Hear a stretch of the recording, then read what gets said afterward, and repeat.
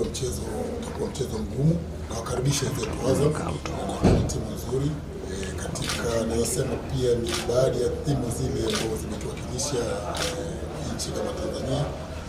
So ni timu ambapo timu nzuri na benchi nzuri na wachezaji wazuri. Sisi kwa upande wetu kilitajaribu kuweza kuona ni tunaweza kabiliana nao kuanzia dakika ya kwanza mpaka mwisho. So nafikiri leo asubuhi vijana wangu wamaliza preparation yetu kuangalia vijana wawili watatu wale walikuwa na knock ndogo.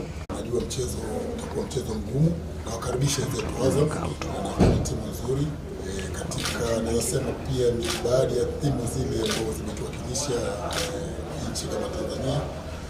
So ni timu ambapo timu nzuri na benchi nzuri na wachezaji wazuri. Sisi kwa upande wetu kilitajaribu kuweza kuona ni tunaweza kabiliana nao kuanzia dakika ya kwanza mpaka mwisho.